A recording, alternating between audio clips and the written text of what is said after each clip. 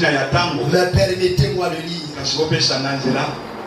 Oh Jésus, redonne-nous encore un peu de temps. Actes des Apôtres, chapitre 2. Regardez le verset 4 jusqu'au verset 8. Tout à coup, il vint du ciel un bruit comme celui d'un vent impétueux. Et il remplit toute la maison où ils étaient assis. Des langues semblables à des langues de feu leur apparurent, séparées les unes des autres, et se posèrent sur chacun d'eux. Et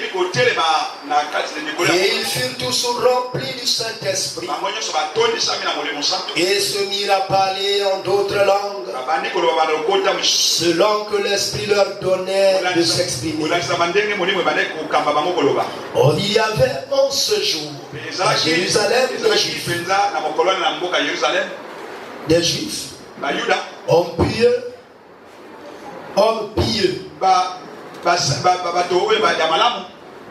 de toutes les nations qui sont sous le ciel. Au bruit qui eut lieu, la multitude accourut et elle fut confondue parce que chacun les entendait parler dans sa propre langue. Ils étaient tous dans l'étonnement et dans la surprise. Et ils se disaient les uns aux autres, voici ces gens qui parlent. Ne sont-ils pas tous Galiléens? Et comment les entendrons-nous dans notre propre langue, à chacun dans notre langue maternelle? Mon ami, vous permettez que je prenne le chapitre 3, les versets 12 et 13. Pierre, voyant cela, dit au peuple, hommes israélites, pourquoi vous étonnez-vous de cela? Pourquoi avez-vous les regards fixés sur nous,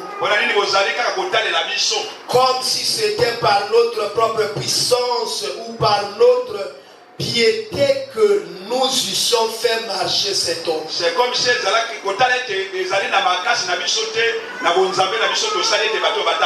le Dieu d'Abraham, d'Isaac et de Jacob, le Dieu de nos pères, a glorifié son serviteur Jésus, que vous avez livré et régné devant Pilate, qui était David, quand le relâcha. Oh non, comment tu traduis ça, frère? Le Dieu d'Abraham, d'Isaac et de Jacob, le Dieu de nos pères, a glorifié son serviteur Jésus, que vous avez livré et régné devant Pilate, qui était David quand le relâcha. Vous voyez ça? Le revêtement divin vous donne des capacités au-delà de l'ordinaire. Mon ami, dans Jonas chapitre 3, le verset 5, nous voyons que le ministère restauré induit une nouvelle naissance au sein du peuple de Ninive.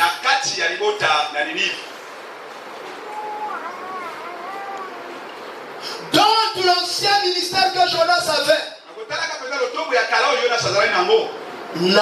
transformé personne. Mon ami, va avec la force que tu donnes aujourd'hui. Va avec la force que Dieu te donne aujourd'hui. Oublie ce qui s'était passé dans ton histoire. Aujourd'hui, c'est un nouveau jour. Aujourd'hui, c'est un nouveau commencement. Aujourd'hui, c'est une nouvelle histoire. Aujourd'hui, les choses vont renaître de nouveau. Bien-aimés frères et sœurs, ceci doit emmener chacun de nous à revoir sa relation avec Elohim. Au vu de ce que nos ministères sont devenus froids. Et comme il m'a dit, oh frère, réchauffons nos ministères par une repentance sincère. Non frère, comment tu dis ça? Oh, ça me fait très mal. Réchauffons nos ministères par une repentance sincère.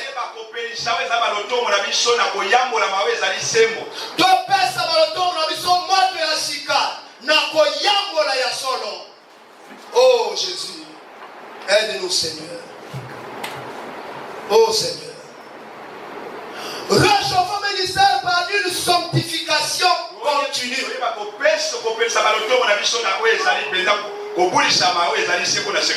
Une consécration sans interruption. Mon ami, tu avais abandonné l'œuvre de Dieu. Tu as dit de toute façon, comme j'avais déjà tombé, je continue dans le péché. Non, il faut t'arrêter aujourd'hui.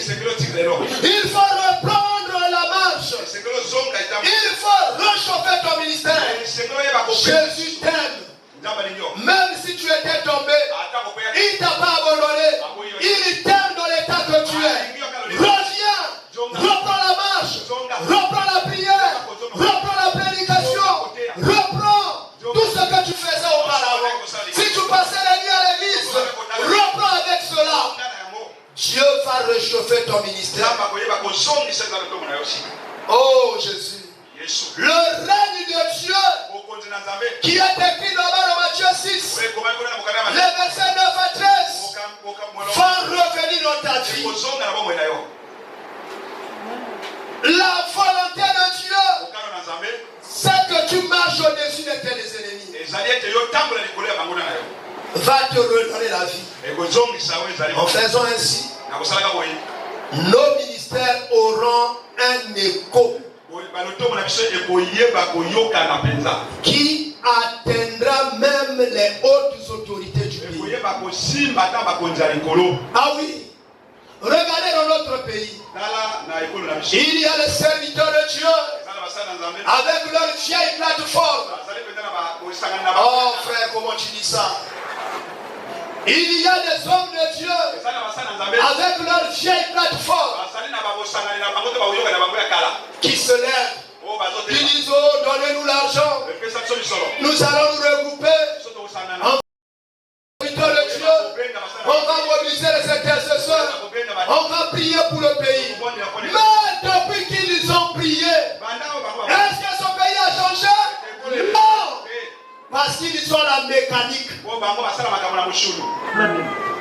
Ils n'ont pas la dynamique. Il faut qu'il y ait l'Esprit Saint qui redonne la vie même dans le cœur de nos autorités. Leurs prières n'ont jamais touché nos autorités. C'est des prières habituelles. Ils ont bouffé des millions d'autorités. Mais rien n'est arrivé à ce pays. Parce que c'est dans les vieilles plateformes. Ce n'est pas dans le réveil. Ils ne prient pas dans le réveil. Ce n'est même pas Dieu qui leur a demandé de prier. C'est eux-mêmes en voulant gagner de l'argent. Ils ont séduit le cœur des autorités. Oh, tel pays a été béni parce que les gens avaient prié. Nous aussi, si on prie, Dieu va nous bénir. Est-ce que Dieu vous a dit cela? Non. Vous n'attendez pas le don de Dieu. Vous faites votre propre don. Vous prenez vos initiatives. Jonas ici l'avait réussi. Parce que c'était dans le temps de Dieu. Mon ami, il faut écouter Dieu. Mon ami, si nos prières sont motivées par le langage de Dieu, nous n'allons pas échouer. Je ne dirai pas ça. Vous allez regarder ça dans Jonas 3. Les versets 6 à 10. On dit que Jonas, lorsqu'il a parcouru la ville pendant une journée, les habitants du pays ont commencé à prier. Les habitants du pays se sont mis au marche. Ils ont revêtu le sac. Ils ont abandonné leurs vieux vêtements. Or que le vêtement c'est la vie. Ils ont abandonné les idoles. Ils ont abandonné les fétiches. Ils ont abandonné la franc-maçonnerie. Ils ont abandonné tout ce qu'ils faisaient avant. Le moquette, le monganga, le motouere. Ils ont abandonné tout ça. Et ils ont revêtu le sac. Ils ont cherché Elohim.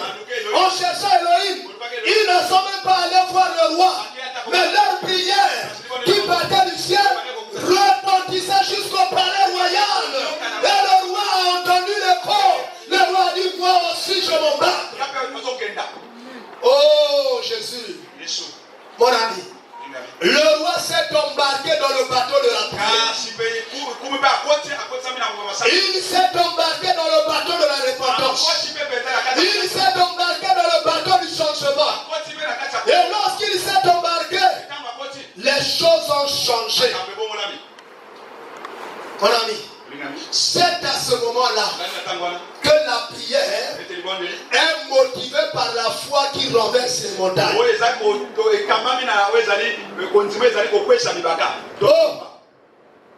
Ami, à propos de la foi qui transporte les montagnes, je suis encore très attristé de voir que nous prions beaucoup, mais nos familles ne changent pas. Nous prions beaucoup, nos quartiers ne sont pas renouvelés. Nous prions beaucoup, nos villes ne sont pas transformées.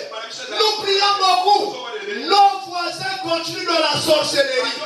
Nous prions beaucoup, ça ne fait rien. Même ceux qui viennent dans nos assemblées gardent le vieux comportement. Oh Seigneur, apprends-nous la nouvelle gloire. Fais-nous rentrer dans la nouvelle puissance qui va nous transformer, Jésus. Toi qui as transformé Jonas, transforme-nous. Mon ami, qu'est-ce que nous avons déjà changé par nos prières dans nos familles? Qui dans nos familles a laissé la sorcellerie et s'est converti?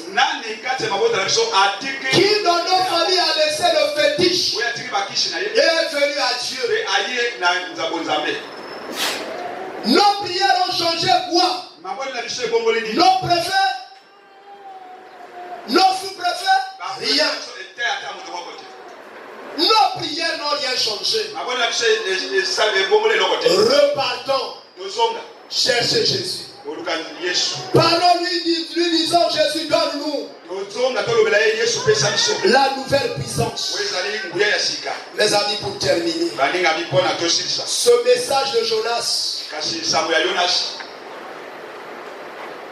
Elohim, Dieu nous appelle à une repentance sincère pour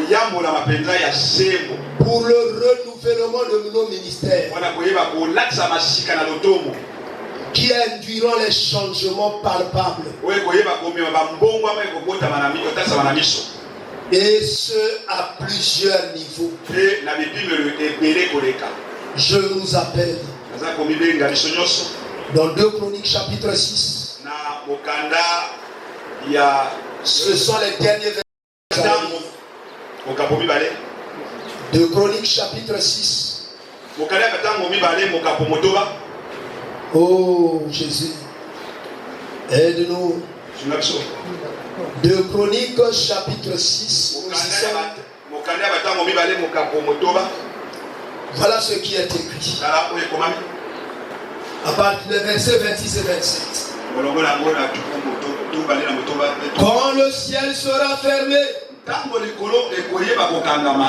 Et qu'il n'y aura point de pluie à cause de leur péché contre toi. S'ils prient dans ce lieu et rendent gloire à ton nom, et s'ils se détournent de leur péché,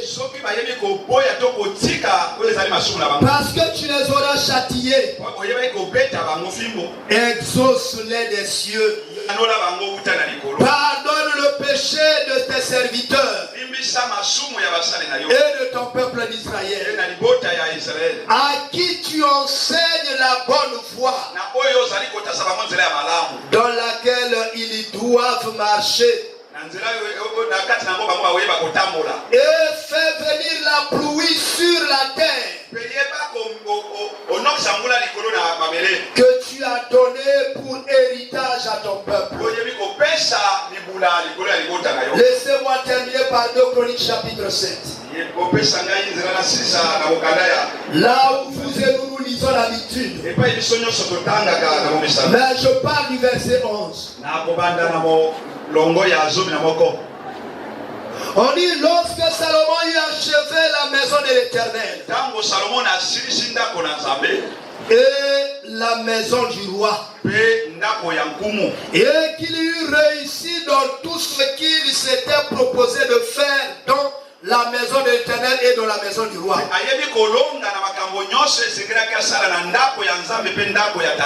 l'Éternel apparut à Salomon pendant la nuit et lui dit: j'exauce ta prière et je choisis ce lieu comme la maison où l'on devra m'offrir des sacrifices. Écoute, quand je fermerai le ciel et qu'il n'y aura point de pluie, quand j'ordonnerai aux sauterelles de consumer le pays, quand j'enverrai la peste parmi mon peuple, et mon peuple sur qui est invoqué mon nom, et mon peuple sur qui est invoqué mon nom,